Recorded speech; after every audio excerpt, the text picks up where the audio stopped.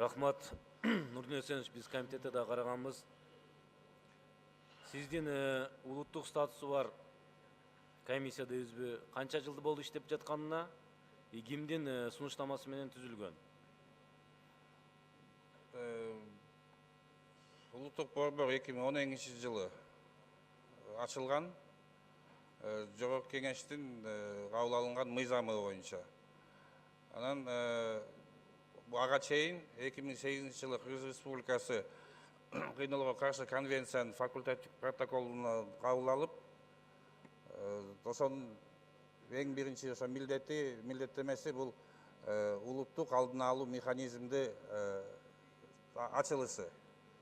Рахмат, эл аралык уюмдардын сунуштамасы барбы, жокпу?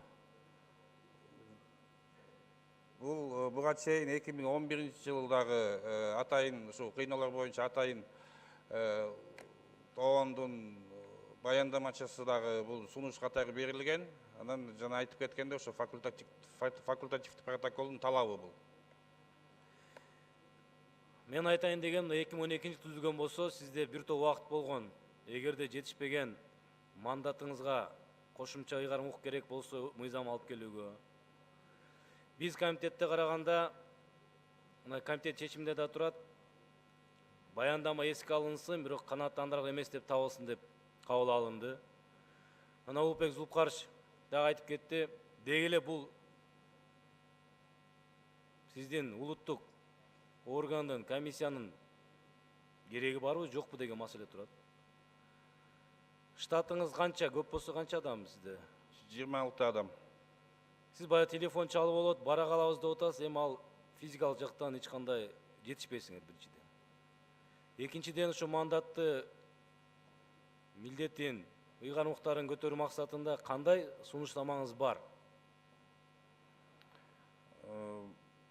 Мен ойлойм, эң биринчи улуттук борбордун бул куралы бул сунуштар жылдык баяндамаларга киргизилген.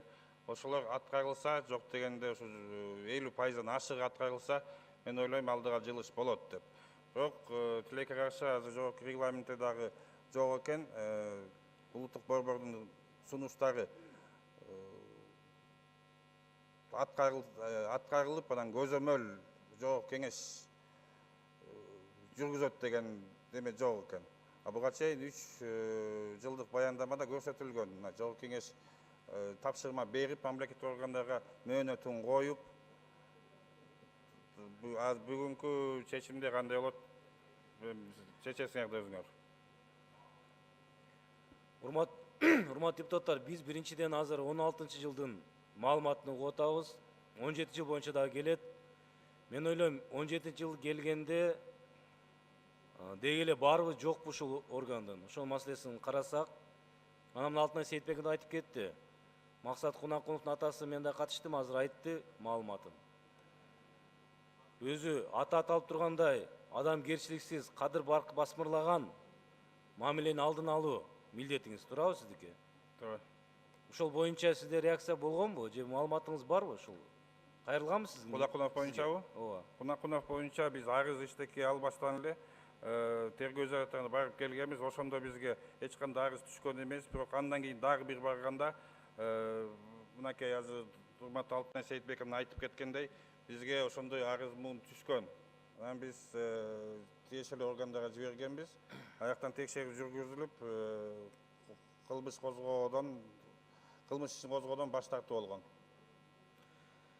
Мен сунушум кийинки баяндама келгенде чогуу карап, ошол менен чогуу баа берсек. Азыр мындай жогорку кеңеш убактын мындай теккеле кетирип атат да, сарамжалып пайдалануу максатында.